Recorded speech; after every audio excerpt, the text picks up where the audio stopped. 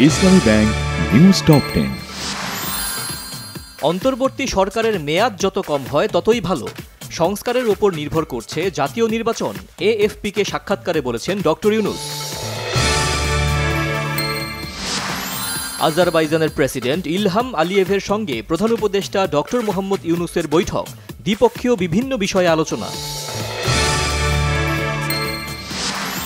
স্বাধীনতার ৫৩ বছর পার হলেও শান্তিপূর্ণভাবে ক্ষমতা হস্তান্তরের প্রক্রিয়া তৈরি হয়নি বলেছেন বিএনপি মহাসচিব মির্জা ফখরুল ইসলাম আলমগীর।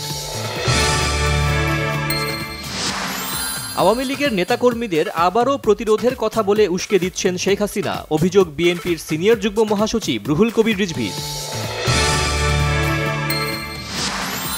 বাংলাদেশ নিয়ে প্রতিনিয়ত মিথ্যাচার করছে ভারতীয় গণমাধ্যম, অভিযোগ স্বরাষ্ট্র উপদেষ্টা অবসরপ্রাপ্ত লেফটেন্যান্ট জেনারেল জাহাঙ্গীর আলম চৌধুরী।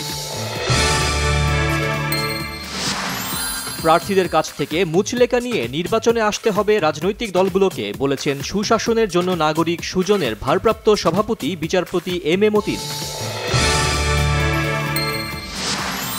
আইন করে কুইক রেন্টালে দায় মুক্তি ও ক্রয় সংক্রান্ত বিষয়ে মন্ত্রীর একক সিদ্ধান্ত অবৈধ ছিল, হাইকোর্টের রায়।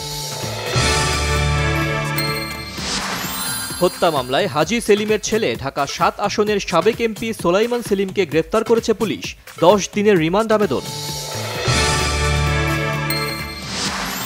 জো বাইডেনের সাথে দেখা করেছেন নবনির্বাচিত মার্কিন প্রেসিডেন্ট ট্রাম্প, শান্তিপূর্ণ ক্ষমতা হস্তান্তরের আশাবাদ।